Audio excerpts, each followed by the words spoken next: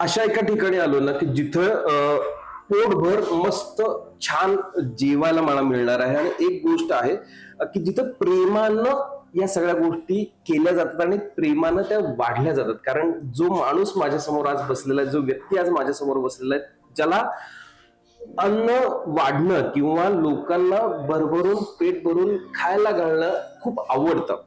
So आता मला हे खरं तर पदार्थ सांगायचे आहेत. ये क्या क्या है बोलो जरा. ये क्या है? ये दाल बाटी. दाल बाटी. ये काजू पनीर है. काजू पनीर. ये मटकी महाराष्ट्र. मटकी महाराष्ट्रियन. अच्छा ओके. ये पंचकुटी दाल है. दाल ओके. अच्छा ये गुजराती कड़ी है. गुजराती कड़ी. ये सुरमे के लड्डू है. सुरमे के लड्डू. अच्छा. आणि हे ये सैंडविच ढोकला है. सैंडविच ढोकला. ये वेज कटलेट. ये दिल पसंद. दिल पसंद. ओके. आणि हे पुरी आणि रोटला गुळ. ओके. बहुत बढिया. Thank you very much. आणि म्हणलं ना की ही सगळे पदार्थ बघितल्यानंतर मला तर आता कधी एकदा सुरू करतोय मी असं झालेलं आहे. आणि तुम्हाला सुद्धा वाटत असेल की आता हा कुठे आहे आणि काय करतोय, पुन्हा बरोबर हा बसलाय. सो हरमन हे नाव तुम्हाला सगळीकडे बघायला मिळेल. हरमन चहा, थालीवाला बाय हरमन. हरिभाऊ कुलकर्णी असं एक नाव आहे. असा एक व्यक्ती आहे की जो म्हणतो ना की ज्याला दुसऱ्यांना खायला घालायला खूप आवडतं. सो हरिभाऊ कुलकर्णी यांचं स्वागत करूया आपण. हरिभाऊ नमस्कार. खरं गोष्ट हरिभाऊ, म्हणजे मी म्हणलं ना की तुम्हाला लोकांना खायला घालायला खूप आवडतं असं मला वाटतं. 100% ना. 100% म्हणजे मी आणि मनापासून आणि हे चौघट करायचंय म्हणून करायचंय म्हणून नाही अजिबात नाही. अगदी अगदी. आणि गोड सुरुवात करूया म्हणून मी म्हणलं ना की एक आमरसाने सुरुवात करतो आणि आपण या पॉडकास्टला सुरुवात करूया. वा, गोड माणूस. खरंच तुमच्याकडे बघितल्यावरती असं वाटतं ना की किती प्रसन्न व्यक्तिमत्व आहे हे. आणि खरंच तुम्ही तुमच्या मनातून या सगळ्या गोष्टी येतात असं मला वाटतं. अगदी. हरिभाऊ कसं झाला प्रवास चालू? आता हे सगळ्यात महत्वाचं म्हणजे तुम्हाला थाळी किंवा आपण हे करतोय किंवा पदार्थ केलोय ह्याच्यासाठी म्हणजे हे एक सहकार्य आणि लोकांच्या मदत आणि परमेश्वराची कृपा म्हणून म्हणजे इतक्या परिस्थितीने आलोय की त्यामुळं आपण ज्या अन्नाला मागासलेलं आपलं कुटुंब पण आज आपल्याला ह्याच्यामध्ये एवढं केलंय, पण ते मनापासून केलंय कारण ही परमेश्वराची कृपा आहे. आणि परमेश्वराच्या आणि सगळ्यांच्या आशीर्वादानं हे मला करावंच लागणार. आणि मी मनापासून जी काही गोष्ट करतो ती अरे आज चांगलं केलंय, उद्या ह्याच्यापेक्षा आपलं चांगलं करून खायला घालायला पाहिजे हे मनात ठेवून आणि जीव ओतून जे करतो ते अन्न स्वतः तयार करत असल्यामुळं जे काही करतो ते मन लावून आणि जीव ओतून प्रेमानं करतो, त्यामुळे लोकांना पण ते आवडतं. अरे पण एक गोष्ट आहे, मी हरिभाऊच्या बद्दल सांगायच्या बऱ्याच गोष्टी आहेत माझ्याकडे. म्हणजे ते खरं तर माझे शेजारी आहेत. पूर्वी सिप अँड स्नॅक्सच्या शेजारी माझा गिफ्ट शॉपी होती, त्यावेळीपासूनची ओळख आहे आणि त्याच्याही आधीपासूनची खरं तर. पण एक आहे हरिभाऊ, तुमचा प्रवास खूप खडतर आहे. ज्या ठिकाणहून तुम्ही आज इथपर्यंत पोहोचलेला आहात. खरं तर तुम्ही आता एक बोलून गेलात की अन्नाला महाग होतं त्यावेळेचं. आणि खरंच तुमचं कुटुंब त्यावेळी खरं तर स्मशानभूमी आणि त्या साईडला बहुतेक राहत होतं. काय सांगाल त्यावेळेची परिस्थिती? म्हणजे मी माझे 3-3.5 वर्षाचे आणि माझा भाऊ 1.5-2 वर्षाचा असताना माझे वडील वारले. मुळातच आमची परिस्थिती एकदम गरीब म्हणजे आमची दुसरीकडे काम करणं, मोजमजुरी करणं आणि आम्हाला सांभाळणं अशी आमची परिस्थिती येऊन राहिली. बरोबर. मग आता पूर्वीचं तसं एवढं काय फारसंही नाही, कारण काम करताना सुद्धा 5-10 रुपये वरच काम व्हायचं. एक तर आम्ही लहान होतो, थोडं करत जवया थोडस मोठं झालो. मोठं म्हणजे 5-6 वर्षाचे झालो, ह्याच्यापेक्षा काय फारसं नाही. पण 3 वर्षाचा एवढा खडतर प्रवास झाला की ज्या घरी आम्ही राहत होतो तिथनं आम्हाला संध्याकाळच्या वेळेला हाकलून भाडं तटलं म्हणून आम्हाला हाकलून बाहेर काढलं. अरे बाप. आणि तिथनं आमचा प्रवास चालू झाला. तो पहिलं आम्हाला ठिकाण जे मुळात आमचं काहीच नव्हतं. बरोबर. परिस्थिती गरीब. ह्या सगळ्या असताना काय करायचं? आता संध्याकाळच्या वेळेला आम्ही ज्यांनी आम्हाला बाहेर हे केलं, बाहेर तुम्ही भाडं देऊ शकत नाही 2-2.5 वर्ष. खोटं बोलून त्यांनी पण त्यांची काही चूक नाही. 2-2.5 वर्ष सहकार्य त्यांनी आम्हाला केलं. पण आमची आर्थिक परिस्थिती अशी की मोलमजुरी करून आज खायचं काय ह्या परिस्थितीवर असताना आम्ही पुढं हे कसं करायचं, द्यायचं होयच नाहीये ते. मग शेवटी आम्हाला तिथनं त्यांनी बाहेर काढल्यानंतर आम्ही गेलो आणि सरकारी घाटाच्या चौतऱ्यावर आम्ही आमच्या आईनं प्रपंच तिथं मांडला. 2 मुलं आणि आई. अजून ते झाड तिथं आहे. सांगलीत मला बघितलेले अजून हजारो लोक आहेत की त्या घाटाच्या चौतऱ्यावर हे कुटुंब इथं राहत होतं. बरोबर. रात्रीच्या वेळेला पाऊस पाणी असेल तरी आम्ही पांजरपोळच्या पूर्वी हॉल होता, आता गोट्याच्या तिथं हॉल आहे, त्या हॉलमध्ये आम्ही राहत होतो. कारण ह्या सगळ्या आठवणी महत्वाच्या आहेत. खरंय. आणि ते जर नाही झालं तर मग मी एवढं सगळ्यांचं हे करतोय, मी मोठा आहे किंवा मी हे झालोय असं नाही आहे. मोठं बिट्याच्या जे काही नाही, नाही तर नुसतं आपलं म्हणायला नको. अगदी म्हणून तर म्हणलं ना की आज असा माणूस म्हणजे असा व्यक्तीच करू शकतो जो या प्रवासातून गेला किंवा जो या खडतर प्रवासामध्ये होता, त्यालाच ते जाणीव आहे. आणि ह्या जाणीव ठेवूनच ह्या आपण करायलाच पाहिजे. बरोबर आहे, अगदी बरोबर. मग त्यावेळेला आम्ही काय केलं की त्या घाटावर चौतऱ्यावर येऊन राहिलो. आई सकाळी धुणं धुवायची, संध्याकाळी भांडी घासायची. संध्याकाळी भांडी घासायला काय जायची तर राहिलेलं मिळायचं ते आमचं अन्न. आणि ते काही वेळेला पूर्वी कसं नाटक पिक्चरचं ऍडव्हान्स बुकिंग, मग ते 8 वाजताच तिथं जाऊन उभं राहायचं. त्यामुळे लोक लवकर जेवायची. आणि आता अपार्टमेंट सिस्टीम झाल्यामुळं कोण कसंही किंवा मोठमोठ्या सोयी झाल्यामुळे काही वाटत नाही. पण पूर्वी एक पिक्चर जर आला तर शेजार पाजार असं एक 5-5, 6-6 कुटुंब एकत्र जमून थिएटरला जाऊन पिक्चर बघणं किंवा संगीत नाटक किंवा पूर्वीची नाटक हे बघताना लोक फार आधीपासून म्हणजे 8ला जेवण होऊन ते थिएटरच्या दारात असायचे. बरोबर. मग त्यावेळेला परत लवकर गेलो तर काही मिळायचं नाही. मग आम्हाला परत पण भूक पैठ असते. बरोबर. एक तर त्या चौतऱ्यावर राहायचं, उन्हाळा पावसाळा सगळं. आणि हे काही मी खोटं सांगण्याचं किंवा मडवून सांगण्याची काही गरज नाही, का तर परिस्थिती बघितलेली आहे.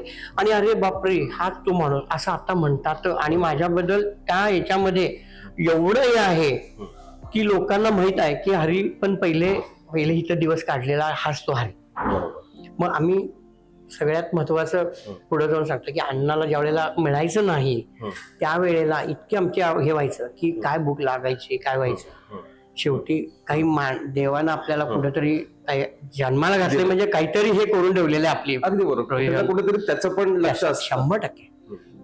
सगळ्यात महत्वाची गोष्ट आज जो स्मशान घाट आहे त्या स्मशान घाटावर चौतरे बांधलेले आहेत. ते चौतरे पूर्वी छोटे असत होते. तिथं आम्ही 3ऱ्या दिवसाचा कावळा शिवून गेला की तो चौतऱ्यावरचा अन्न जे आहे ते एकत्र गोळा करून असं बाजूला टाकत होतो. आम्ही ते जाणार, तिथं चांगलं बघणार, त्यातलं जे काय असेल ते घेऊन येणार. आणि अशी हे मी ते आणून हे आमचं दिवसभराचं जीव. अरे बाप.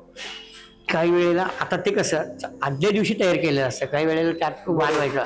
आम्हाला काही नाही, बातमीत काही नाही, काय पोट तिडकी पोट भरणं हे समोर असायचं.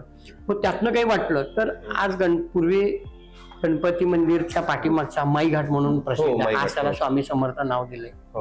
तिथं एक चिंचेचं झाड होतं. बऱ्यापैकी उतारे जे हे करायचे आणि ते तिथं ठेवायचे. रात्री ह्याच्यातलं काहीतरी बाद आहे किंवा काही खायला आलं नाही तर ते तरी पण खायचं. पण शेवटी काय खराब लागतच ना, खराब लागतं. पण तरी पण खायचं, काय व्हायचं ते भुजे असू दे व्हायचं. कारण त्यावेळेला पोट भरणं एवढं आणि हे असं मिळतंय एवढंच फक्त आपल्याला माहिती. मग आम्ही त्या उतारे तिथे ठेवलेले असणार, जाणार ते उतारे आणणार. त्याच्यावर उतारे म्हणजे काय गुलाल हे सगळं एकदम भारी असते ते. आणणार ते असं ढीग लावलेलं असं पत्रावळी सगळं उचलून आणणार आणि ते स्वच्छ करणार. त्याच्यातले ते बिड्या, दारूचे कप, अमुक तमुक सगळं असं बाजूला काढणार. ते सगळं साफसफाई क्लीन करणार आणि मग ते आमचा म्हणजे हे परमेश्वरानं तिथं ठेवलेलं आहे ते तू घे जा हेच ना त्याचं.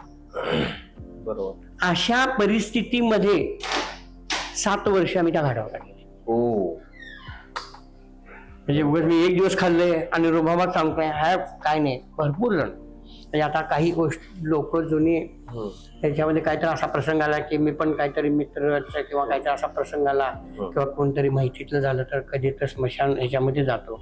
त्यावेळेला जुनी लोक त्यावेळेला तिथे आलेले असतात. गोष्टी ते म्हणतात हा इथंच होता आणि हे बघितलेलं आम्ही आहे की घाटात स्मशान घाटामध्ये गेल्यानंतर सुद्धा मला आठवण मी सांगतो हो तिथं मी राहतो आधी त्यात काय लागायचं हो आपलं काही नसतं उगाच काहीतरी खोटं सांगायचं हे मी माझं पूर्वीचं असं होतं अरे काय पूर्वीचं नव्हतं काय नसतं उगाच सांगायला खोटं बोलून चॅनेलला आपलं भारी वाटतं लोकांना भारी वाटतंय आपुलकी वाटतंय काहीतरी अरे हे ना असं केलं असं बरोबर परिस्थितीतून गेलं आणि हे लोकांनी सांगितलेलं आहे. आज मी उगीच तुमच्या बरोबर अशा गप्पा नक्कीच नाही मारत आहे कारण एक गोष्ट आहे कारण तो प्रवास जो होता ना तो खरंच खडतर होता आणि त्यानंतर मग तुम्हाला लक्षात आलं की अशा प्रसंगाचे असे दिवस खरोखर कुणाच्या वाट्याला असे येऊ नयेत खरंच येऊ नयेत. आणि काय आहे पूर्वीची परिस्थिती आताची परिस्थिती तर काही नाही आहे शेवटी आपल्या मनावर पण बरोबर अगदी बरोबर आपल्या ह्याच्यावर पाहिजे अगदी बरोबर खरं. मग त्यानंतर मग कुठे काहीतरी काम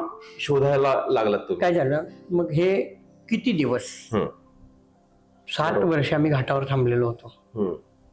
काहीतरी आमचे सकाळी धुणं भांडी त्याची दिनचर्या असायची. बरोबर पूर्वी खरोखर म्हणजे 2 मुलं घेऊन एखाद्या घरी कामाला एखादे बाई जर गेली तर तिथली लोक सांगायचे की तुमची मुलं घेऊन येऊन येता आम्हाला त्रास होतो तर तुम्ही घेऊन येऊ नका आम्ही दुसरी बघतो.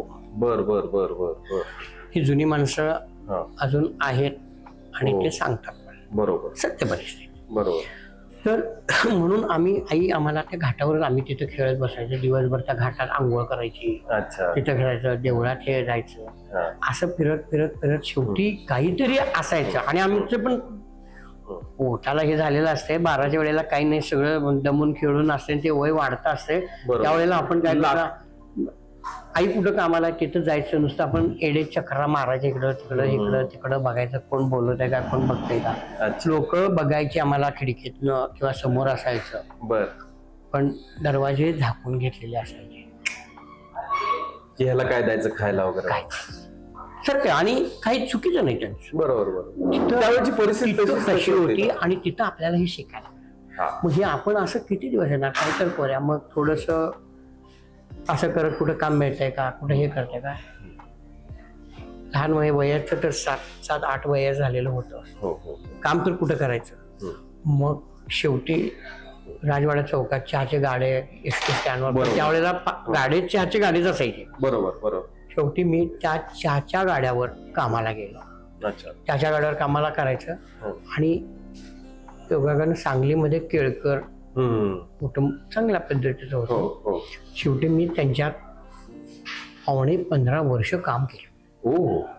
त्यांचं पण नाश्ता सेंटर होतं त्या नाश्ता सेंटर मध्ये काम करणार चहाच्या गाड्यावर काम करणार असं करत करत करत म्हणजे त्याचा अनुभव तेव्हापासून तुम्ही घ्यायला चहाच्या गाड्यावर कामाला का गेलो तर दुपारच्या दरम्यान भूक लागलेली असायची. एक पक्का आहे कमी याच्यामध्ये आपल्याला चहाच्या गाड्यावर कामाला मिळतंय दिवसभर चहा प्यायला मिळतोय आणि भूक लागली की चहा पाव खायला हे फक्त पोटावर एवढ्या एका याच्यावर पैशाच्या पगारावर नाही फक्त पोट तिडकी आपल्याला मिळतंय म्हणून त्याच्या गाड्यावर का तर चहा पाव किंवा ते मालक घरातले डबे आणायचे त्यांचं आणि त्यांचं जेवण बिवण झालं की ते काहीतरी राहिलं असायचं द्यायचं. मग त्यांचं आणलेल्या ह्याच्यावर काहीतरी भाजी किंवा असं काहीतरी पातळ कालवण असायचं. आता भाजी बिजी मोठी नावं पण पूर्वी काय डब्यात काय कालवण आहे का कालवण आहे का असं म्हणा. मग त्याच्यावर ते राहील त्यांनी द्यायचे आम्हाला पाव आणि ते आम्ही खाणार किंवा त्यांच्या डब्यात जास्त असलं तर ते देणार ते खाल्लेलं. अन्नासाठी काय पडेल ते मी केलेलं पण कोणाच्या फसवायचं किंवा काही नाही म्हणून आज मी प्रामाणिकपणे आणि कष्टाचं काय असतं हे तिथं कळल्यानंतर मग बरोबर हे विसरून आणि ते विसरत नाहीये तुम्ही त्या ग्राउंड वरतीच तुम्ही अजून तिथे राहताय म्हणून तुम्ही आज इथे आहात असं मला वाटतं. त्या दरम्यानच्या काळामध्ये राजवाडा चौकात चहाच्या गाड्यावर काम करता करता मी चहाचा गाडा स्वतःचा असावा तिथं असं की तिथं मग जरा जसं चांगलं झालं तोपर्यंत आम्ही दुसरी खोली घेऊन भाड्याच्या ह्याच्यामध्ये आम्ही हे केलं होतं नुकतंच. आता सुरुवात करतो मी आता नाही चांगल्या मार्गाला आता लागलेलो आहोत आपण. सो मग तिथून स्वतःचा एक चहाचा गाडा तुमचा चालू झाला. चहाचा गाडा सुद्धा पूर्वी पैसे नव्हते, भाड्याचा चहाचा गाडा, गाडे भाडे देण्याचं असं एक पूर्वी. आता कसं काही मिळतात भाड्याचे हे, भाड्याने गाडे पण मिळतात. तसंच पूर्वी भाड्याचे गाडे म्हणजे लाकडी गाडा, ते पूर्वी केळाचे गाडे भरपूर, आणि ते केळाचा गाडा आणि तो चहाचा गाडा करायचा, त्याला फक्त पुढे बॉक्स लावायचा आणि म्हणजे चहाचा गाडा आणि फळ्यावरच करायचं ते. असं काही म्हणजे वेगळं बॉक्स, शोची पेटी किंवा काय नाही, लाकडी त्याला फळ्या लावला, समोरच हे केलं की तो चहाचा असाचा. तर तो चहाचा गाडा मी भाड्याने घेतला. रोजचं भाडं 5 रुपये. बर. आणि मग चहा पावडर आणि या सगळ्या गोष्टी, मग चहा करत करत गेलो. पण योगा असा झाला, एक 4-8 दिवसामध्ये त्यावेळेला नगरपालिका होती. नगरपालिकेमध्ये अतिक्रमण आहे म्हणून तो माझा गाडा उचलून घेऊन गेला. अरे बापरे. बर. म्हणजे तिथेही संकट आहेत. संकटाला ज्या वेळेला तोंड द्यावं लागतं त्यावेळेला चांगला दिवस आहे. अच्छा. अरे वा. ही खरं तर सगळ्यांनी लिहून ठेवण्यासारखी गोष्ट आहे. संकट येतात त्यावेळी लक्षात ठेवायचं की आपला चांगला दिवस आहे. मग तो गाडा उचलून नेला. एकतर परिस्थिती नव्हती, गाडा मालकांचा गाडा उचलून नेला. त्याचं एकच आहे की तुमचा गाडा चोरीला गेलाय का, नेलाय का, गेलाय काय नाही, माझ्या गाड्याचे पैसे द्यायचे. अच्छा. ओके. मग मी तो गाडा, त्यांनी 3,500 रुपयाच्या दरम्यानचा गाडा होता, जुना हे ते करत. त्या गाड्याचे मी पैसे फेडले व्याजानं घेऊन. आणि ज्या माणसाकडे ते लोक बसून देत नव्हता, एकतर परिस्थिती नाही, पाठबळ काही नाही आहे, बरोबर, व्यवसाय करायचा आहे, व्यवसायात अडी अडचणी असतात, हे नुसत्या अडी अडचणी प्रसंग झाल्यावरच कळतात. अगदी बरोबर. भारी वाटतं आपल्याला, त्यानं मी केलं, हे केलं तसं. कारण चहाच्या गाड्यावर होता, तो मालक करत होता, त्याच्या हाताखाली काम करत होतो, चहा पाव पण मिळत होता, भारी होतं. पण गाडा काढल्यानंतर हे लक्षात आलं की अरे बापरे, आपला गाडा नेलाय. आणि तो गाड्याचं जे आहे ते पैसे आपल्याला फेडायला लागले. मग मी व्याजानं घेतले आणि ते पैसे फेडले. पुढं 1,500 रुपये व्याज फेडायसाठी मी 3.5 वर्ष परत पुढं चाच्याच गाड्यावर परत कामाला आलो आणि संध्याकाळी देशी दारूच्या दुकानात ग्लास धुवायला, आणि मग ते गाड्याचे पैसे फेडले. पण व्यवसाय असते. दुसऱ्याचा परत गाडा काढला, परत तो भाड्याचा, त्याचे पैसे फेडले, परत त्यांना हे केलं, भाड्याचा परत गाडा काढला. ते म्हणला एकदा गेलाय. योगा असा झाला. परत राजवाडा चौकात दुसऱ्या स्पॉटला लावला. यायला पूर्वी कोर्ट मोठं, जिल्हा कलेक्टर ऑफिस, बाकीचे इतर ऑफिस, रजिस्टर ऑफिस, हे सगळं असल्यामुळं एकच छोटा त्यात आत जायला रस्ता. त्या रस्त्यावर गाडा राहिला. कलेक्टर साहेबांना येताना तर ते आमची अडचण दिसली. कलेक्टर ऑफिस न काढावं. अरे बापरे. हा दुसरा परत संकट आहे. परत व्याजानं पैसे काढले, परत गाडीवाल्याचे फेडले. आणि पण कलेक्टर ऑफिसने ज्या वेळेला महापालिकेनं किंवा गाडा नगरपालिकेनं उचलून नेला, त्यावेळेला गरीब दिवस असताना आपल्याबरोबर कोण नसतं. तो गाडा ज्यानं मी गाड्याचे पैसे फेडले, पण त्या मालकानं गाडा तिथनं सोडवून नेला. पण मी गाडा आणायला गेल्यानंतर एक तर आमच्या अंगावर फटके कपडे, परिस्थिती नाही आहे, तसेच ते सगळं असं गाडा त्या कोणाला त्याला बाहेर काढा रे, कशाला आलाय, ते झालं रे, सगळं जमा केलंय आणि कशाला येतो, तुझा गाडा कुठला आहे, ते आण सगळं, हे दंड भर, ते भर. आणि काही चुकीचं नाही. बरोबर आहे. आपण आपल्याला पाहिजे ते कुठेही लावायचं असं काही कुठे सांगितलेलं नव्हतं. आणि आपल्याला माहिती नव्हतं हे त्याच्या. आणि आपण आपल्या परिस्थितीला असं आहे म्हणून मदत कोण करत नाही, आपलं असं बघायला सगळे असतात. हे आहे म्हणजे अनुभवी माणूस तुम्हाला बऱ्याचशा गोष्टी देत असतो ना, त्यातलं हे उदाहरण आहे. म्हणजे वा. आणि मग तिथून मग दुसऱ्यांदा पण गाडा नेला. दुसऱ्यांदा गाडा पण मी तसंच झालं की परत मी कलेक्टर ऑफिसच्या तिथं जाऊन हे करून भेटून काय करायचं बघितलं, होते काय नाही मिळालं. कारण पहिल्यांदा त्याला अनुभव आलता की आपण इथनं गाडा उचलून घेऊ शकतो आणि हा पैसे फेडू शकतो. अच्छा. दुसऱ्यांदा पण त्यांनी बरोबर केलं. म्हणजे जसं जसं पुढे चाललं तर तशी संकट पण मागून परत तिसऱ्याला परत चाच्याच गाड्यावर काम आला. अरे बापरे. चाच्या गाड्यावर काम करता करता तोपर्यंत माझी मुंजे पण झालेली होती. अच्छा. मुंजे सुद्धा करताना धर्मदाय ह्याच्यातच केली असं सार्वजनिक ह्याच्यात. पण मुंज करण्याचं सगळ्यात महत्वाचं की माधुकरी मागायला लायसन मिळालं. लायसन भयंकर. जे दुसऱ्याच्या घरी जाऊन 12 वाजता आपल्याला काहीतरी मिळतंय. आणि खरोखर मी गावभागातली बरीच घरं आहेत ते माधुकरी मागत होतो. हो हो. हे आज सुद्धा त्या घर तिथं मी मुद्दाम जातो, ह्या घरामुळे आज आपलं पोट भरत होतं. म्हणून मी एखादा कधीतरी म्हणजे माझं राऊंड होतो. जसं घाटावर आम्ही ज्या वेळेला राहत होतो, आज सुद्धा ह्या क्षणाला सुद्धा म्हणजे कधीतरी वेळ झाला, महिन्यात 2-5 वेळेला कधी पण, म्हणजे असं काही नाही आज गेलं म्हणून उद्या नाही, कधी पण जातो तिथं एकदा फेरफटका तरी मारून येतो. तिथं आपण होतो, आज येत आहे त्या दिवसा त्या जागेमुळे मी आज येत आहे. त्याला विसरून पण चालणार नाही नाही नाही, विसरलो की मग माझा अधोगतीचा पहिला दिवस परत चालू. खर तर इतकं टेस्टी ताट समोर आहे, पण हे अनुभव असे आहेत ना की माझं लक्ष लागत नाहीये जेवणाकडे, कारण गोष्टीच अशा आहेत ना. आणि खरंच मी सांगितलं ना की हा माणूस, या माणसाला मी आधीपासूनच ओळखतोय, खूप जवळून त्यांच्याकडे बघितलेला आहे मी. त्यामुळे एक गोष्ट आहे की खरंच म्हणतात ना की ज्या कष्टातून हा व्यक्ती गेलेला आहे, हा परिवार गेलेला आहे असं म्हणेन मी, तो कधीच माग हटणार नाही. प्रयत्न करत तुम्ही पुढेच जाणार हे नक्की. सो मग तिथून बरं मग तिथून मग काय केलं की म्हणजे कोर्टाच्या बाहेरच्या गाड्यावर कामाला राहिलो. त्यावेळेला तोपर्यंत माझं फारसं काम करणं, हे करणं, कबशा धुवायचं, परत अरे ते आत वकील साहेब अरे त्यांनी चहा मागितलाय, त्या साहेबांनी चहा मागितला, त्या साहेबांनी हे केलंय, त्यांनी मी सांगणार मला अहो द्या चहा द्यायच्या लवकर. मग ती चहा घेणार, 10-15 कप एका बोटात असा अडकवणार, चहाची किटली घेणार, जाणार नुसतं. आणि असं ते पूर्वी भारी असायचं, जाताना मुद्दाम वाजवायचे, मुद्दाम असं खळखळ ते कप नाही मी तुम्हाला वाजवूनच दाखवलं. असं ते हे केलेलं आहे की मग ते आल्यानंतर ते सगळे परत कप गोळा करून यायचं, ते परत चहाचा कप ते ठेवायचं. आणि किंवा असा कप धुवायचा असेल तर ते कपासकट असं मी पिपाला धुवायचे असं. अच्छा, काय कप ठेवायचे धुवायचे, ती त्यावेळेची ती मजा असते. मग त्यात एखादा कप फुटायचा माझ्या हातनं, मालक ओरडायचा. आता काय आपण आपल्या स्टाईलने करायला गेलो फुटला तर काय बोलून एवढं आयुष्य बरोबर त्याचा 10 वर्ष 15 वर्ष आपण किस्सा खात आलोय. आणि मग काय परत हे बोलू जे बाबा आता पगार कुठं देऊ, त्याच्यामध्ये त्याच्यात कामाला राहण्याचं कारण काय होतं की त्याच्यातला चापाव खायला मिळतोय. बरोबर बरोबर. 4 शब्द बोलायचं, काय वाईट नाही तर हिथनं सोडून गेलं, मला कोण दुसरीकडे ठेवून घेणार. बरं काय नाही, परिस्थिती नाही, पाठीमागे बॅकग्राऊंड नाही, काय नाही काय करायचं.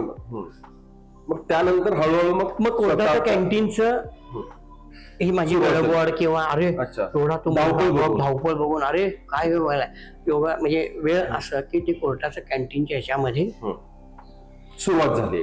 त्यांनी मला आज तू अरे एवढं हे करतोयस तर मग आमचं बारचं कॅन्टीन चालवतोस तू चालव. पण परिस्थिती चालवण्या एवढी काही माझी नव्हती, पण काही लोकांनी त्यावेळेला मला मदत केली आणि आपलं कॅन्टीन मी चालू केलं. येस, म्हणजे कोर्टाचं कॅन्टीन आलं. कोर्टाच्या कॅन्टीन मध्ये तुम्हाला तसं थोडस इन्कम म्हणू शकतो, तशा पद्धतीनं थोडंफार त्या गोष्टी चालू झाल्या. नाही म्हणजे अनुभव काय झाला की 2दा आपल्याला आता गाडा नेलेला आहे, परत तिसऱ्यांदा पण आपण त्याच्यावर काम करतोय. आणि आता अनायसे कोर्टाच्या कॅन्टीन मध्ये बोलवतात तर मग तो आलेला चान्स का सोडायचा. बरोबर. कुठल्यालाही काही न विचार करता मी ठीक आहे असू देत चला करूया. अच्छा. तर आता नाही तर 2-3 हजार कर्ज झालतच. बरोबर. कर्ज आपण काम करून अगदी दारूच्या दुकानात ग्लास धुवून सुद्धा मी पेटलेला आहे, त्यामुळे तो काही प्रश्न नव्हता. आणि हे लक्षात आलं की 100-500 रुपये आता उधारी आपल्याला कोणतं मागितलं तर देतील, ही एक माझी भावना झाली. पण कोर्टाचं कॅन्टीन चालू करायच्या वेळेला ज्या वेळेला मी गेलो आत आणि मला कोर्टाचं मटेरियल कोर्टाचं होतं, म्हणजे भांडी कुंडी स्टोर सहित त्यांचं होतं. अच्छा अच्छा. बार कॅन्टीनचं असल्यामुळे. Okay okay. पण मटेरियल न्यायला मला जे वाटत होतं की कोणतरी मला मदत करेल, नाही केली. परत माझा पहिलाच दिवस. अरे बाप. बघा किती परिस्थिती असते, म्हणजे काय हे असतंय. बरोबर. त्यावेळेचा तो प्रसंग ज्याच्यावर येतो त्याला ते माहिती असते. हे सांगितलं नुसतं वाईट वाटतं नाही, आम्ही त्यावेळेला केलं असतं, हे केलं असतं म्हणणारे फार आहे, कोण येत नाही वेळेला, कोण येत नाही, आपण आपल्या ह्याला जायचं. करेक्ट. अगदी बरोबर अगदी बरोबर. मग मी कोर्टाचं कॅन्टीन चालू केलं. कोर्टाच्या कॅन्टीन मध्ये साखर भांडवल काय, साखर 2 किलो, रॉकेलचा डबा, तेलाचा 1 लिटर, 5 लिटरचा उधारी, चहाची पावडर, 1/2 किलो चहाची पावडर. बर. अर्धा किलो सुद्धा नाही. अच्छा. 4 ते 5 रुपयाचे वेलदोडे. बर. आणि आमची दूध 1.5 लिटर 2 लिटर दूध. अच्छा. म्हणजे मी कोर्टाचं चालू करताना सुरुवातीला माझ्याकडे 5 लिटर जर दूध आणायचं म्हणलं तर सगळे पैसे दुधाला जायचे. म्हणजे दूध स्वस्त होतं. बरोबर. तरी ही परिस्थिती माझी. मग थोडस कोर्टात गेलं सुरुवातीला काही नाही. नंतर थोडस कोर्टात असल्यामुळं पळून पळून सगळ्यांना देणं वेणं सगळं अगदी म्हणजे तुमच्याकडे ते. आणि पूर्वी मी ज्या केळकरांच्या कामाला होतो त्यावेळेला माझ्या वेळेला असं झालं की त्यांच्या भारतीताई दिगडे ज्या त्याच्या बीजेपीच्या त्यांच्याशी त्यांचे संबंध चांगले होते, ओळख होती. आणि त्या कुटुंबात मी हे काम करतोय आणि हा एक तो हरिहर अरे आता हा कोर्टाच्या कॅन्टीनचं इथं काम करायला लागलाय. म्हणजे चालवायला घेतलं असं काही प्रसंग नव्हता. काम करतो. अच्छा. चालवायला काय त्याचं काही हेच नव्हतं. आपल्याला बार मध्ये आत काम करायची संधी मिळाली. आणि त्यावेळेला ते त्यांचे मिस्टर हेमंत दिगडे ते कोर्टात काहीतरी कामानिमित्त स्टॅम्प बीम न्यायला पूर्वी तिथं आतच मिळायचं. बरोबर. मग ते आल्यावर हे तू इथंच का आता म्हणजे हो इथं आहे. मग असं झालं. मग ते असं ते काहीतरी कामानिमित्त थोडीशी सोलो त्यांच्याकडून मदत मिळाली तुम्हाला. मदत म्हणजे त्यावेळेला ओळख चांगली झाली की हा तो हरी आणि तो त्यांच्यात काम करतो. आता तो कोर्टाच्या कॅन्टीनचं हे करतो. अच्छा. बरोबर. ते काहीतरी कामानिमित्त तिथे आत आलेले असायचे वकील त्यांच्याकडं काय तर बारूम मध्ये इकडं तिकडं सगळं काहीतरी एवढं हे म्हणजे येणं जाणं असायचं. तिथं ते माझे त्यांचे थोडस जास्त हे झालं. आणि मग मी कोर्टाचं कॅन्टीन चालू झालं. अच्छा. ओके. आता कोर्टाचं सुरुवातीला काही मला वाटलं नाही. पण नंतर परत पैसे उधारी राहायला लागले. मला उधारी म्हणजे काय सांगायचं, उधारी नाही आली तर मी दुसरी माल आणायचं माझी अवस्था बेकार व्हायची. म्हणजे तिथं सुद्धा उधारीवरती. मग माझा त्यावेळेला भाऊ पण होता. पण मी कोर्टाचं कॅन्टीन चालवायला गेलो आणि भाऊ दुसरीकडे कामाला. अच्छा. अच्छा. हे पण महत्वाचं आहे का. आणि त्यावेळेला आमची आई अजून काम करत होती. बर. हे सगळं चालू असताना का तर परिस्थिती तशी होती. फक्त एकच आहे की आता आम्हाला पांढरपोळामध्ये एक खोली भाड्याची चांगली मिळाली. ते हे त्याचं एक समाज. ओके. अच्छा.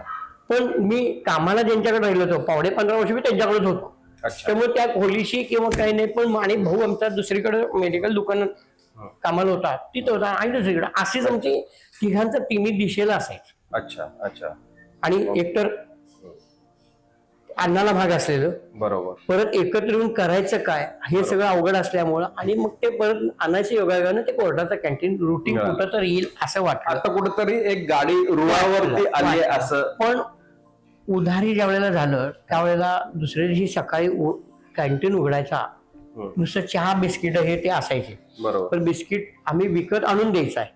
आणि कोर्टाच्या कॅन्टीन मध्ये चहा आणि बिस्किट झाल्यानंतर ते पैसे यायचे. मग त्यावेळेला काय व्हायचं, चहाचे पैसे आले नसायचे आणि बिस्किटाचे पण तिथे अडकलेले असायचे. आणि ते उद्या देतो म्हणलं झालं, चहाचे पण अडकले आणि बिस्किटाचे कारण बिस्किट रोखलेले असायचे. बरोबर.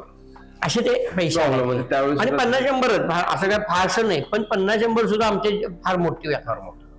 मग दुसऱ्या दिवशी सकाळी भांडवलाला पैसे नसायचे. बाकी काही नाही. मी सकाळी लवकर जायचं. पूर्वी कोर्ट मोठं. बरोबर. आता हल्ली इकडं सगळीकडे मागणी झाली. पण पूर्वी एकच सांगलीचं कोर्ट असल्यामुळं सकाळी 8 वाजल्यापासून कोर्टात गर्दी असायची. बरोबर. साहेब लोकांची लांब यायची, ग्रामीण मधनं यायचे. रोज माझा एकच पैशाच्या दिवशी नसताना आज कोण साहेब लवकर येतात वाट बघत बसायचं. बाहेर आले की ते बारूम मध्ये आज त्यांची बॅग बिग ठेवली की मी त्यांच्यापाशी जायचं. साहेब मला 100 रुपये द्यावं. अच्छा. मी माझ्याकडे जरा नाही आहे दूध बीज आणायला आणि आणून संध्याकाळी तुम्हाला मी देतो. काही वेळेला आमची जी परिस्थिती काही वेळेला थोडीफार त्यांची पण असायची. बरोबर. मग कोणी द्यायचं मग कोणी द्यायचं. मग हे नाही म्हटले की दुसरं आणि कोणतं वाट बघायचं. अच्छा. पण 100 रुपये घेणार मिळवणारच कुठलं तरी आणि वकिलांच्याकडनं घेणार. अच्छा. आणि मग मी ते 100 रुपये घ्यायचे. राखेलला तेलाचा राखेलचा एक डबा घ्यायचा. 2 लिटर दूध घ्यायचं. 1/2 किलो चहा पावडर घ्यायची. 2-3 किलो साखर घ्यायची. 100 रुपये संपूर्ण मटेरियल.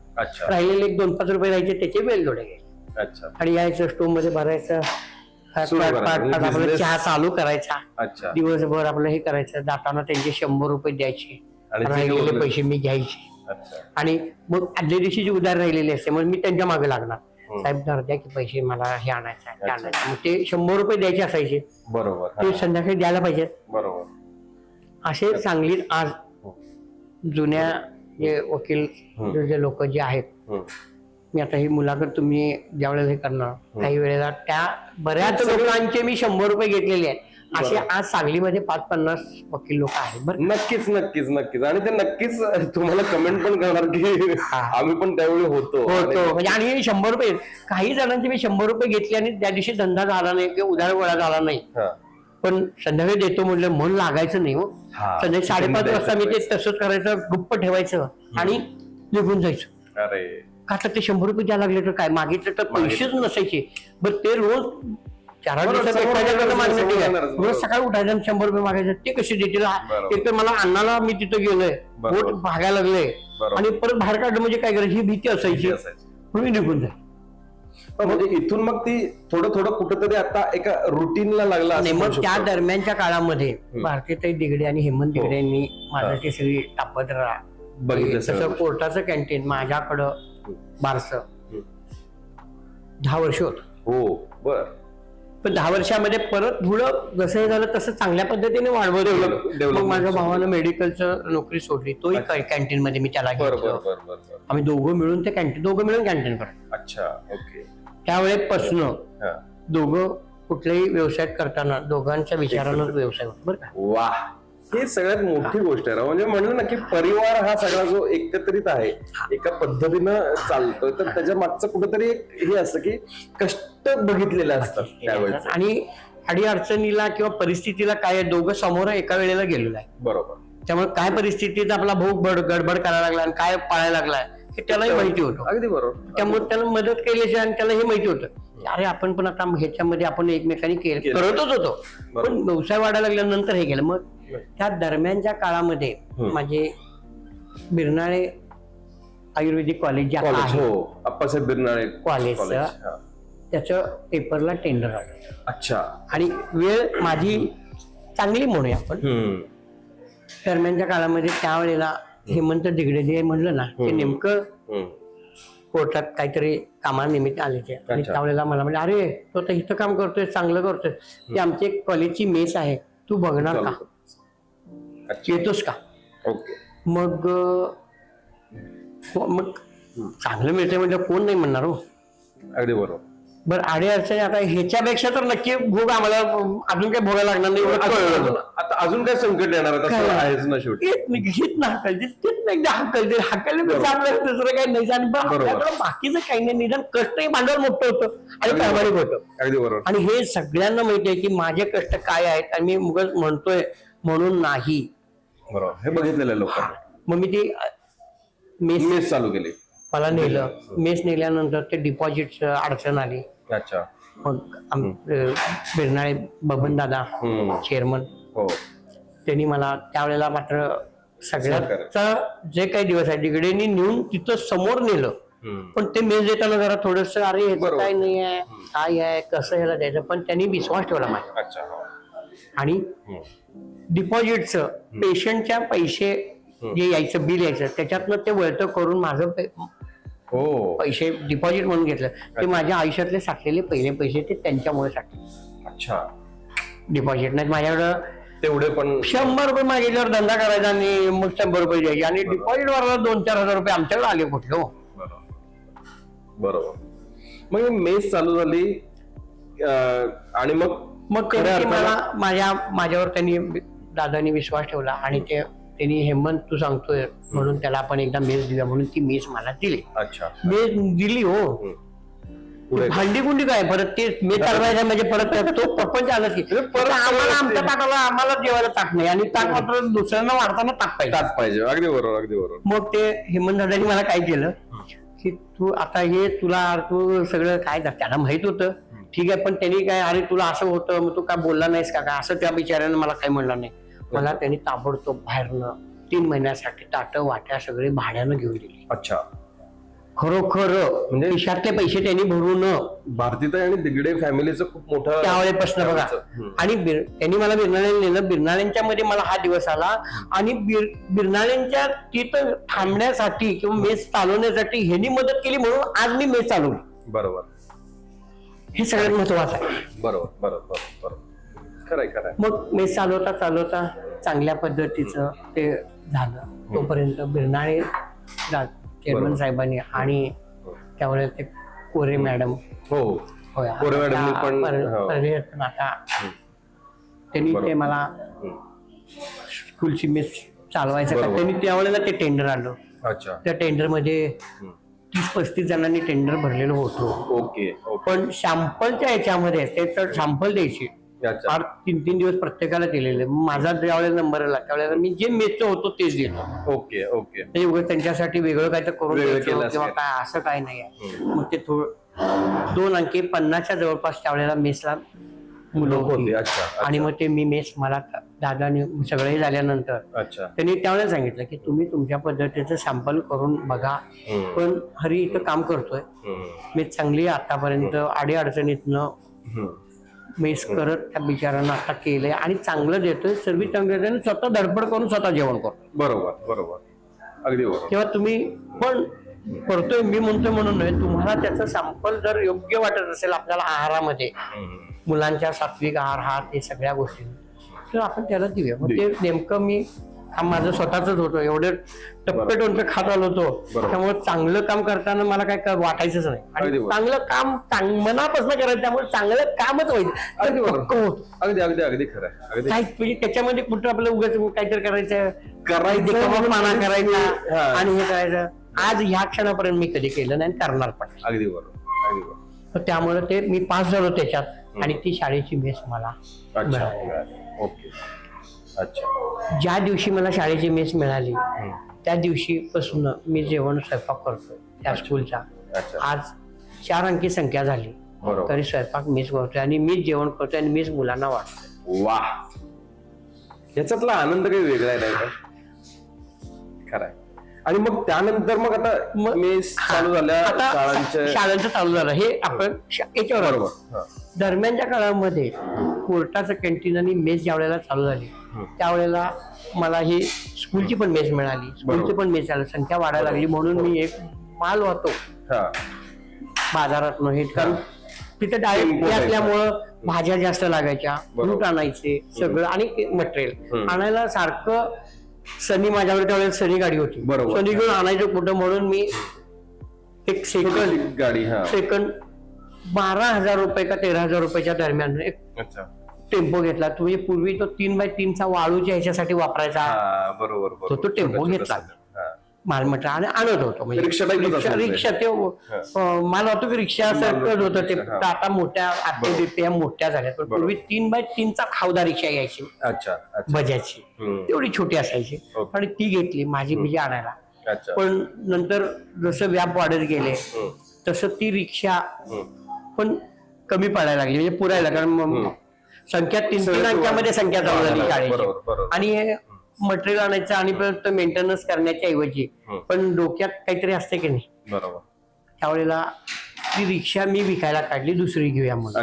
आणि रिक्षा विकायला काढल्यानंतर 2,000 3,000 एवढं कमी किमती मग मागायला लागल्या. आणि माझी अपेक्षा काय, आपण 12-13 यायला पाहिजे, 5-6 सुद्धा नाही. 2,000 देऊ कठीण. अरे मग 2,000 आणि 3,000 देण्यासाठी काय करायचं असं होतं. मग माझ्या डोक्यात त्यावेळेला पुण्या मुंबईला मोठ्या बसेसचं कॅन्टीन असं फूड ट्रक पण बसमध्ये होत्या. बरोबर. पूर्वी आताच्यासारखे फूड ट्रक नाही. आताचे हे नंतरच ते हे झालं त्यांनी. पण मग त्यावेळेला आता हे कोण करणार, त्यावेळेला चिंतामणी मोटास मध्ये एक त्या साठे सर उज्ज्वल साठे त्यांना मी भेटायसाठी गेलो की असं असं मी हे करतोय, मला जरा माहिती पाहिजे. कारण त्यांचं त्यावेळेला नुकतं चिंतामणी मोटार, अगदी काय करायचं तर चिंतामणी मोटार काय म्हणायचं, नवीन गाडी स्टेज बीज ते करायची बघा. त्यावेळेला मी त्यांच्याकडे गेलो, ही माझी छोटी रिक्षा आहे आणि जरा असं कॅन्टीन, ते त्यांना पण जरा थोडासा हेच झालं. अरे 3x3 मध्ये कसं बसवून कसं करायचं, तरी माझी आयडिया त्यांना आवडली. पण प्रत्यक्षात काम करताना अडचण असती, त्याच्यासाठी मला म्हटली कसं काय 15 दिवस म्हणजे आपण त्याच्यावर विचार करूया, मी मांडतो सगळं कशा पद्धती, तुला काय काय पाहिजे ते सगळं मिळेल. मला जेवढं मला माहिती होतं तेवढंच मी सांगितलं, पण त्याच्या पुढची माहिती त्यांनी काढून त्याचा अभ्यास केला. बर बर बर बर बर. आमचं काय वडापाव शिरा पीठ पोहे संपलं की संपलं, ह्याच्यापेक्षा आम्ही दुसरं काय. पण त्यांनी पुढच्या त्या दरम्यान इथं पिझ्झा, सँडविच, ह्या सगळ्या गोष्टी, आणि तुम्ही एवढं चांगलं खाणं करता हे असं, मग त्यांच्याकडे मी जायला लागलो. 15 दिवस त्यांनी, महिना झाला, मी मात्र हेलपाटे सोडत, रिक्षा कधी सोडू, रिक्षा कधी सोडू. मग त्यांनी ते सगळं ते करून त्याचं ते बजेट काढलं. ते बजेट मला योग्य वाटलं. बरोबर. कारण आपल्याला काहीतरी व्यवसाय करायचा, आणि रिक्षा 3 आणि 2,000ला विकायसाठी त्यावर मग त्यांनी मला फारसा खर्च करून घेतला नाही. माझ्याकडं 15 का 18,000 रुपये मला त्यांनी ती अख्खं कॅन्टीन तयार. हो हो हो. त्याच्यामध्ये 100 लिटर पाण्याची टँक सुद्धा त्याच्यात दिला. पिझ्झा ओव्हन पासून, तळण्यापासून, थालीपीठ आणि चपात्या करायचे तवे सुद्धा मला त्याच्यात दिले. हो हो. आणि मग त्याची म्हणजे महाराष्ट्रातलं पहिलं मोबाईल कॅन्टीन जे काय कन्सेप्ट असतो आणि मोबाईल कॅन्टीन कसं असतं हे मला त्यांनी कळवून दिलं. म्हणजे तसं बघायला गेलं तर पश्चिम महाराष्ट्र किंवा महाराष्ट्रामधलं तसं फूड ट्रक हे पहिलं अख्ख्या महाराष्ट्रातनं लोक काही गोष्टी, म्हणजे त्यावेळेला नवरात्रात अंबाबाईला यायचे ती लोक सांगलीमध्ये हे कॅन्टीन कुठं आहे म्हणून बघायला यायचं. उज्ज्वल साठे सरांच्या बद्दल खूप असं बोलावं असं वाटतं, कारण क्रिएटिव्ह माणूस एकतर, आणि अशा गाड्यांच्या मध्ये व्हरायटी आणि जे काही पाहिजे त्या सगळ्या गोष्टी त्या छोट्याशा गाड्यामध्ये बसवणं, खरंच साठे सरांना सॅल्यूट आहे त्या संदर्भामध्ये.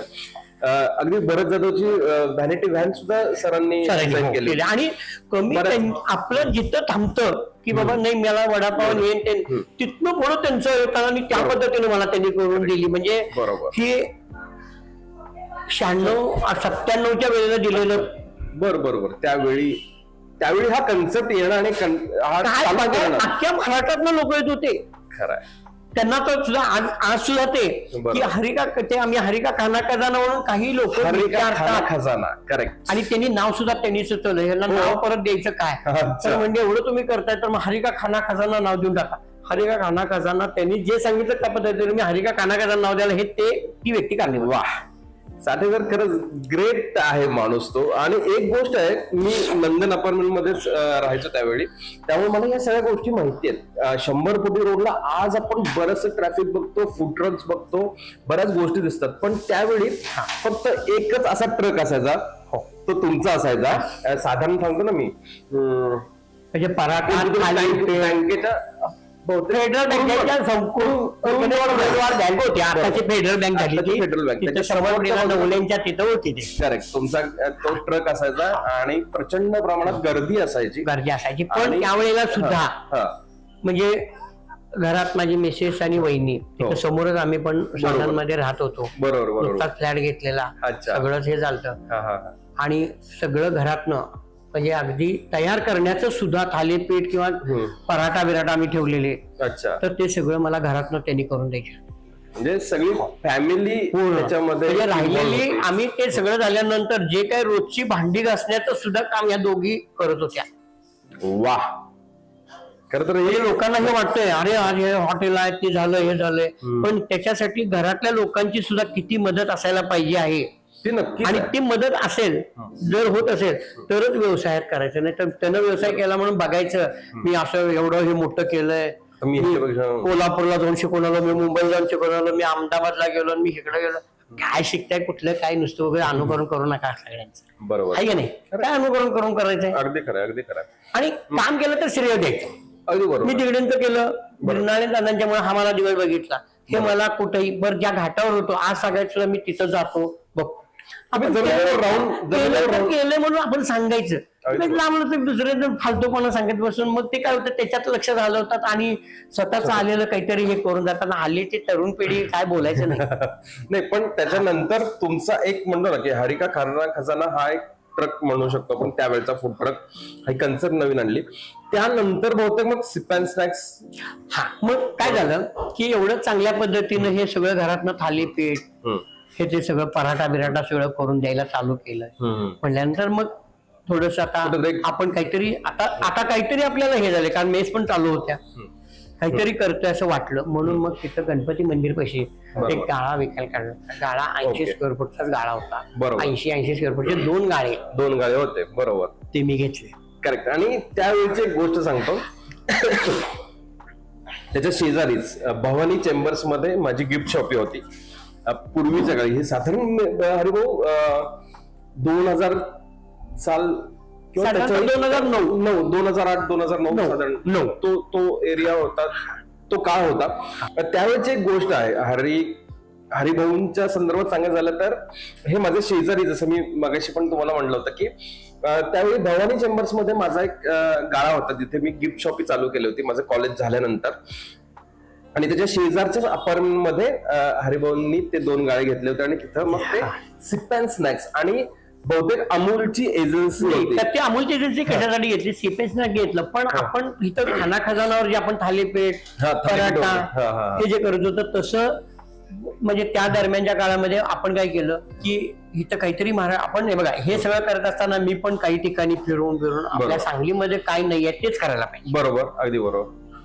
मी काहीतरी केलं, हॉटेल काढलंय म्हणून त्यानं हॉटेल काढलं मी हॉटेल काढलं, तर त्याचं पण नाही माझं पण नाही, विनाकारण त्याचं काही अर्थ नाही. त्यापेक्षा आपण नाविन्य करत जाऊया काही. म्हणून एवढं हे झाल्यानंतर लोक पिझ्झा बर्गर आणि हे ते सगळं चाललं नुकतंच बरं का. पिझ्झा म्हणजे काय, पिझ्झा खायला म्हणजे काय, आदल्या दिवशीपासून उद्या आम्ही पिझ्झा खायला जाणार आहे म्हणून मग त्या क्रेज मध्ये ते जाताना आपण आपल्या ज्या तिसऱ्या दिवशीच्या अन्नामध्ये भाकरीन हे ते खाऊन आपण झालं त्याला आपण विसरायचं नाही. म्हणून सिप अँड स्नॅक्स नाव इंग्लिश किंवा सिप अँड स्नॅक, पण ऍक्च्युली आलं ते काय हा महाराष्ट्रीयन फूडवर गेलो आणि तिथं वांग भाकरी, पिठलं भाकरी, तूप मितकूट भात, वरण तूप भात, डाळ भात, पुरणपोळी, कटाची आमटी, गुळ पोळी, उकडीचे मोदक आता हल्ली सगळीकडे मिळतात, पण उकडीचे मोदक प्रत्यक्षात तिथं मी स्वतः पण उकडीचे मोदक चांगले प्रकारे करतो. माझे मोठे वहिनी, आता आमच्या घरात मुली आहेत त्या सुद्धा, म्हणजे त्यांना मी शिकवलंय की हे तुम्ही आता आपल्याला हे करायचं आहे. तर त्यावेळेला आम्ही आमच्या 4-5 जणात मिळून ते उकडीचे मोदक सुद्धा आम्ही करतो. सिप अँड स्नॅक्सची अजून एक माझ्यासाठीची एक अनुभव किंवा माझ्यासाठीची एक ओळख अशी आहे, नाटकाच्या तालमी त्यावेळी आम्ही करायचो. मी राज्यनाट्य स्पर्धेत भाग घ्यायचो वगैरे आणि त्यावेळी नाटकाच्या प्रॅक्टिसेस असायच्या आणि उशिरा जेवण कुठे मिळायचं त्यावेळी आम्ही हरिभाऊंना फोन करणार, हरिभाऊ 10 जण आहे. हरिभाऊंनी मला आठवतंय त्यावेळी पिठलं भाकरी किंवा काही ना काहीतरी असं काहीतरी करून या तुम्ही या. पण ह्या निमित्तानं माझ्याकडे मोठे कलाकार येऊन गेले. ते कलाकार येऊन गेलेले म्हणजे प्रश्न नाही, म्हणजे अगदी म्हणजे आज पद्मश्री मिळालेले सुद्धा लोक आपल्याकडे येऊन गेले. अगदी अशोक मामांना मी त्यावेळी होतो, कारण निशांत गाडगे त्यावेळी खूप चांगल्या पद्धतीने योजना नाटकाची असायची आणि एक असायचं त्यावेळी सगळे ते कलाकार तुमच्याकडे जेवायला यायचे आणि त्यांना पण ना की आज प्रवास आपण एवढा करणार आहे, आज घरच्यासारखं वांग भाकरी किंवा पालेभाजी आणि भाकरीचं मिळतंय ह्याच्यावर अजून काय पाहिजे होतं. आणि तो आनंद असायचा. मी बघितलं ह्या सगळ्या कलाकारांना ते इतकं भारी वाटायचं ना की मी पालेभाजी आणि कारण प्रत्येक वेळी हॉटेलमध्ये त्यांना महाराष्ट्रभर वेगवेगळे डिशेस पनीर बिनीर हे खाऊन होतं, पण असं फूड म्हणजे सांगलीच्या सांगलीच्या या गोष्टींच्या बद्दल म्हणजे या पदार्थांच्या बद्दल आजही क्रेज आहे बरं का. आजही क्रेज आल्यानंतर विचारतात अरे ते सिप अँड स्नॅक्स ते महाराष्ट्र नाव आठवत नाही, अरे आपण एक भाकरी वांग खाल्लं तर ते आहे का आपण तिथं अजून सुद्धा फोन करून आता. अगदी बरोबर आहे, अगदी बरोबर आहे. आणि मग ते भाकरी विक्री आपण चालू केलं तर मला सुरुवातीला लोकांनी जरा थोडीशी भीती घातली माझ्या मित्रमंडळीने आमच्या की असं कसं अरे भाकरी रोज घरात भाकरी वांग असते तुझ्याकडे कोण खायला येणार. अच्छा. मग थालीपीठाचं त्यात नाविन्य थालीपीठ वेगवेगळे थालीपीठ हे विकायचं केंद्र किंवा थालीपीठ विकायचं ठिकाण हे सिप अँड स्नॅक्स हे मी सांगलीमध्ये पहिल्यांदा आज सगळीकडे दही धपाटे बिपाटे वेगवेगळ्या नावावर आहेत, पण सांगलीमध्ये पहिल्यांदा थालीपीठ जर का मी विकलं असतील आणि किती 2 थालीपीठ दही खरडा चटणी त्याच्याबरोबर अगदी म्हणजे चमच्यात आम्ही लोणी पण आज सुद्धा देतोय. लोणी आणि खरडा तर ते आम्ही हे करून खरड्याच्या वाट्याच ठेवतो, ज्याला पाहिजे तेवढं ज्यांनी लागेल तसं घ्यायचं. त्यावेळेला मी 20 रुपयाला 2 थालीपीठ देत होतो. बरोबर. म्हणजे आणि ती भाजणी सुद्धा आज सुद्धा आम्ही त्या दिवशी आम्ही घरातच सगळे आम्ही स्वतः घरात आमच्या बायका वहिनी करत होत्या. आज सुद्धा त्या दोघी थालीपीठाची भाजणी भाजतात, आम्ही बाहेरनं भाजून घेत नाही. ती घरची टेस्ट म्हणून तर ते तो विषय आहे. सो सिप अँड स्नॅक्स आता रुटीन म्हणण्यापेक्षा एकच, आता सिप अँड स्नॅक्स वरती तुम्ही आला होता, तिथे अमूलची एक फ्रँचायझी पण तुम्ही घेतली होती, कारण आता शेजारी असल्यामुळे मला ती गोष्ट माहिती आहे. आणि थालीपीठ, वेगवेगळ्या प्रकारची थालीपीठ, हा जो कन्सेप्ट होता हा पहिल्यांदा मला असं वाटतं की तुम्ही सांगलीत तुम्ही आणला. करेक्ट. पण ते आणताना तुम्ही शेजारी होता म्हणून तुम्हाला ते चांगलं वाटलं. पण थालीपीठ आणि ज्यावेळेला आम्ही भाकरीचं केलं, एक महिनाभर गिरायकच झालं नाही. बर. आम्ही घरात नुसतं थालीपीठ आणि भाकरी खाणं, कारण दोघी करत होत्या. तयार केलेलं कुणीतरी खाल्लं पाहिजे. शेवटी मला मित्रांनी सांगितलं, अरे हे तर लोकलचं आहे आणि हे रोज घरात वांग भाकरी असते, तुझं कसं चालणार. आणि मला मग भीती वाटली म्हणून मग मी अमूलची एजन्सी घेतली, अमूल आईस्क्रीमचं. आणि मग ते मी अमूल आईस्क्रीम पार्लर केलं. निदान लोक एवढं दुकान पैसे घालून कर्ज करून निदान 4 लोक येताना जाताना तर दिसतील. बरोबर. अच्छा. पण परिस्थिती 1 महिन्यानंतर एक महिला मंडळाचा एक कार्यक्रम झाला आणि त्यांनी थालीपीठाची ऑर्डर दिली आणि ते 10 प्लेट थालीपीठ संपली आणि तिथनं जी माझी चालू झाली ते मग अमूल आईस्क्रीम उगाच कशासाठी केलं असं एक वेळ येऊन ठेपलं. बंद केलं त्या क्षणाला, बंद केलं. आणि मग सिप अँड स्नॅक्सचे घरगुती मेनू, आता हे पुरणपोळी तूप मगाशी सांगितलं त्या पद्धतीनं. मग एवढं झाल्यानंतर मग सिप अँड स्नॅक्सची बिल्डिंग जुनी झाली म्हणून ती रिडेव्हलपला दिली. आता आम्ही दुसरीकडे भाडण केलं, पण आता नवीन जागेमध्ये आम्ही आता शिफ्ट व्हायला. पण पहिली नाळ मी सोडलेली नाही. भाकरीमध्ये आता व्हरायटी. अच्छा. ओके. चपात्या तरी आहेतच, पण भाज्यामध्ये व्हरायटी आणि भाज्यामध्ये सात्विकता, म्हणजे आता रोज पालेभाजी माझ्याकडे मिळणार आहे. ओहो. वा. ज्या ज्या पूर्वी गोष्टी होत्या त्या सगळ्या आता आहेतच, पण दरम्यानच्या काळामध्ये काय म्हणजे आता नाचणीची भाकरी नाही, पण नाचणीची भाकरी आता तुम्हाला सिप अँड स्नॅक्स रोज मिळणार. वा. इतकं सात्विकता, लोकांचा हेल्थचा विचार करूनच तो घरगुती मेनू त्याला बिना म्हणजे कमी मसाल्याचा. अच्छा. आणि त्याच ठिकाणी नवीन ह्याच्यामध्ये आता आम्ही लवकरच होतोय. पण त्याच्यामध्ये तुम्ही सिप अँड स्नॅक्स नंतर बहुतेक हनुमान हॉटेल पण तुम्ही हनुमान, मग त्यावेळेला तोपर्यंत माझी परिस्थिती छान, पण व्यवसाय कुठले मी बंद केले नाही. मेस चालवत होतो, बाकीच्या सगळ्या गोष्टी चालू होत्या. खाना खजानावरनं सिप अँड स्नॅक्स ते चालूच करत होतं. दरम्यानच्या काळामध्ये हॉटेल हनुमान आपलं विश्रामबागला ते विक्रीला काढलेलं होतं. मग ते मी सगळं अगदी त्यामध्ये घरातल्या बायकांचं सोनं नाणं सगळं मोडून जे काही लग्नाला त्यांनी त्यांच्या आई बापांनी घातलेलं ते सगळं मोडलं. अरे व्यवसाय म्हणजे जरा थोड्या ते झालं होते ते, आता त्याला काही इलाज नाही. मी म्हणले बघा मी घ्यायला लागलोय, कर्ज मोठ्या प्रमाणात काढलं. पण दुसऱ्यांचा धंदा घेऊन आपण चालवताना काही अडचण येतात. बरोबर. तो परंपरा मी आधी भोगतच आलो होतो, काही नवीन नव्हतं. तसंच मला हनुमानच्या वेळेला पण झालं. अच्छा. फार त्रास झाला चालताना, पण लोकांचा आशीर्वाद, लोकांचं नाही. पण जरी डोश्याच्या व्हरायटी असल्या तरी ज्या लोकांच्याकडनं मी घेतलेलं त्यांनी, म्हणजे हे सगळ्यांनी लक्षात ठेवायला पाहिजे, आपण व्यवसाय घेताना कुणाच्या कडचा व्यवसाय घेतोय आणि त्यांची पार्श्वभूमी आपली पार्श्वभूमी ह्याचा बरोबर तरी पाहिजे. म्हणजे 200-500 किलोमीटरवरनं 1000 किलोमीटरवरून इथून ते पोट लोक भरतात. बरोबर. आणि आपल्याला परिस्थिती झाली विकताना महाराष्ट्रीयन माणसानं घेतलं तर सांगतात हे काय ते महाराष्ट्रीयन आहेत, त्यांना काही जमत नाही, ते काय करणार आहेत. आणि खरोखर सत्यवान परिस्थिती होती, म्हणजे चुकीचं काही नाही. अशा ह्याच्यामध्ये तुम्ही केलं त्या सगळ्या गोष्टी, आजही तिथं खूप छान पदार्थ मिळतात. आणि मला माहिती होता ज्या वेळेला मला मेस मिळाली नाही तर मी मेस मागं लागून घेतली. ज्या वेळेला कोर्टाचं कॅन्टीन मिळालं नाही त्यावेळेला मी ते केलं. चहाच्या गाडी उरल्यावर मी चहाचाच गाडा तयार केला. हे काय मला म्हणजे अंगवळणीत पडलं, मला काय ते काही नवीन नव्हतं. हा धंद्यामध्ये आपण एवढं कर्ज काढलंय, एवढं हे केलंय आणि धंदा चालत नाहीये, कशामध्ये चालत नाही काय नाही लोकांना माहितीये. पण त्यावेळेला लोकांचा सहानुभूती, लोकांचं हे आणि माझे कष्ट आणि घरच्यांचं सहकार्य आणि घरच्यांचं आम्ही सगळं एकत्र कुटुंब असल्यामुळं आणि घरचा सपोर्ट असल्याशिवाय या गोष्टी होत नाही आणि करून नाही पण लोकांनी. अगदी बरोबर. म्हणजे उगाच माझं बघायचं आणि कोणी काय अरे घरात तुला घरात कोणी विचारत नाही, कशाला धंदा करतो. बरोबर. हरमन एक नाव त्यावेळी खरं तर नाही. मग सिप अँड स्नॅक्स हनुमान झालं आणि त्यानंतर हनुमानचं व्यवस्थित चांगल्या पद्धतीनं धंदा व्यवसाय चांगला स्थिर केला. ओके. स्थिर केल्यानंतर आपल्या पहिला दिवस कशावर आलता?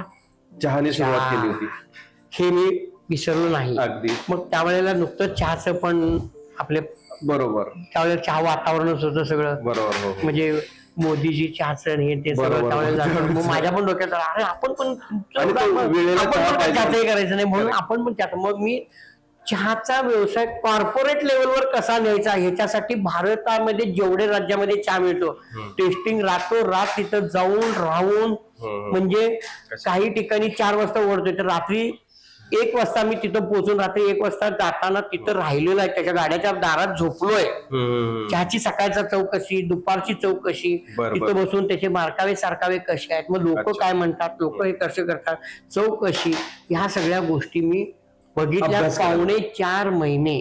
आता त्याच्यामध्ये तोपर्यंत मी पण तर मला एक मुलगा सिद्धार्थ म्हणून, तो हॉटेल म्हणजे 11वी-12वी झाल्यानंतर हॉटेल मॅनेजमेंट केलं. मुलगी माझी प्राची, ती पण फूड टेक मध्ये तिला हे फूड इंजिनियर याच बिझनेसच्या रिलेटेड कुठेतरी त्या दोघांनी. आणि हे त्यांना आणताना पण मला थोडासा काही त्रास झाला का तर मुलांचा हे करताना झाला, कारण त्यावेळेला मुलांचं हे असते मी डॉक्टर होणार, मी इंजिनियर होणार, सगळं मी तुम्हाला 8वी पर्यंत मी पण काय म्हणतो इंजिनियर होणार, डॉक्टर हो आता म्हणतात. पण 10वी मध्ये मात्र मी ज्या जागेवर राहत होतो त्या जागेवर मी त्यांना इथं मी राहत होतो, इथं हे आहे, मग हा दिवस आहे, हे असं अन्न खात होतो, हे मी माझ्या मुलीला दाखवलेलं आहे, दाखवत पण होतो.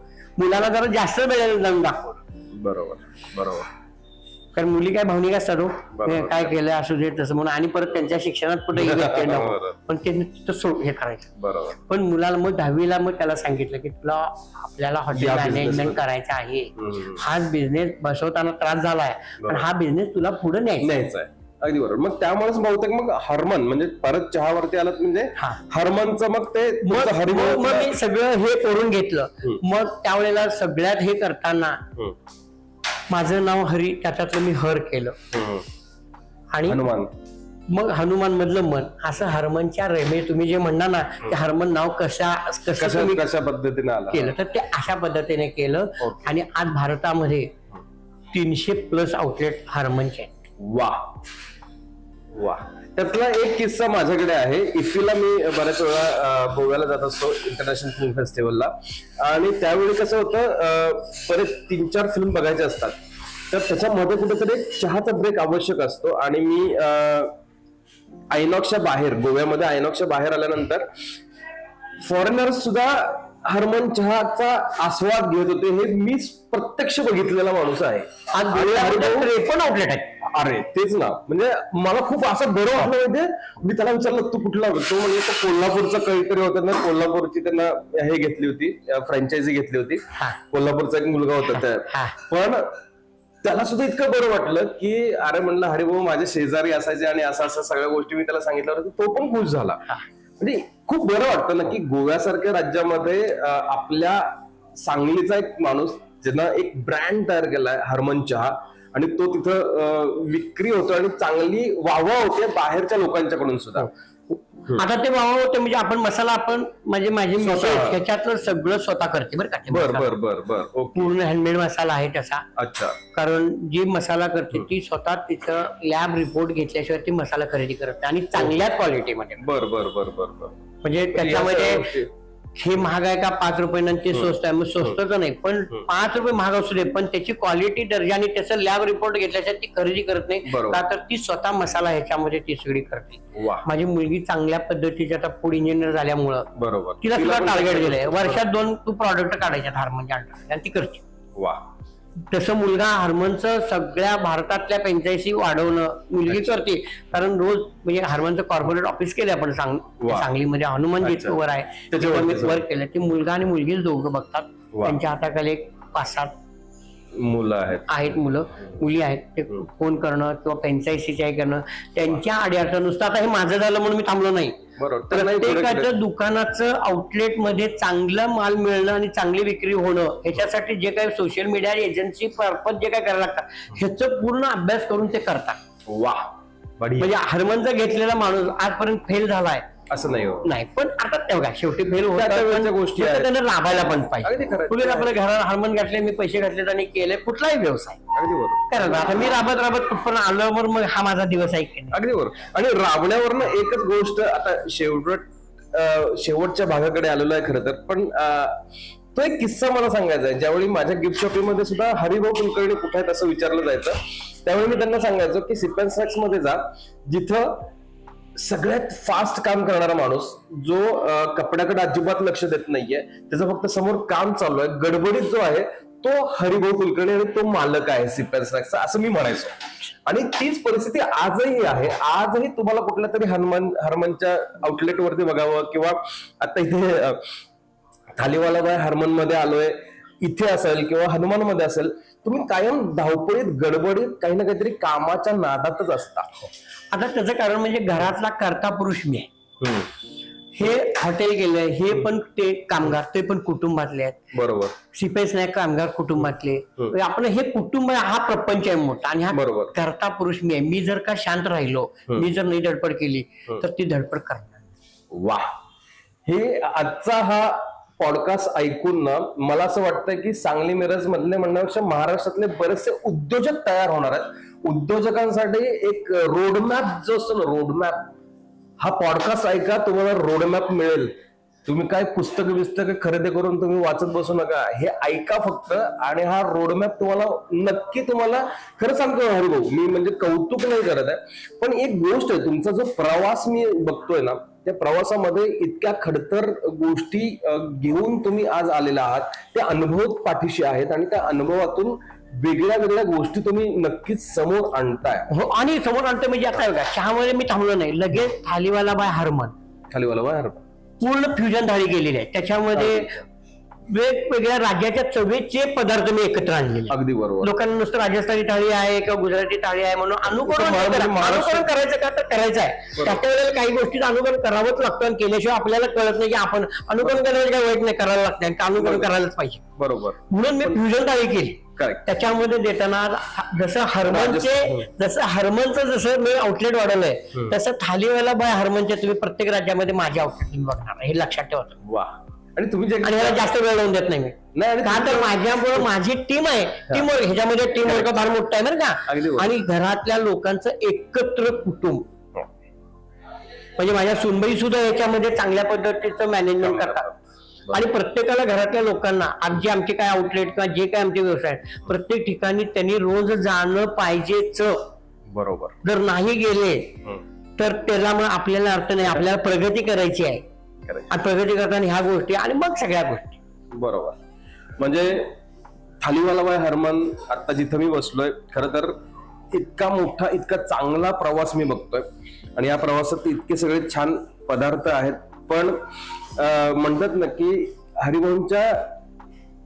हरिभाऊंचे इतके चांगले अनुभव मला मिळतात ना, त्यामुळे जेवणाकडे लक्ष न जाता माझं फक्त त्यांच्या बोलण्याकडे, त्यांच्या विचारांच्याकडे लक्ष जातं. एक खरंच खूप मोठी गोष्ट आहे. हरिभाऊ कमाल, एवढंच म्हणेन मी, कारण आज आल्यानंतर जवळजवळ तासभर आपण गप्पा मारतो, आज 1.5 तास झाले. पण एक लक्षात आलं का तुमच्या, परमेश्वरानं मला अन्नाला मागे असलेलं आमचं कुटुंब, पण ह्या अन्नाच्या याच्यात मी फार मोठा नाहीये. लोकांच्या मदतीनं मी हा दिवस बघितलाय, लोकांच्या मदतीनं, सहकार्यानं हा दिवस बघितलाय.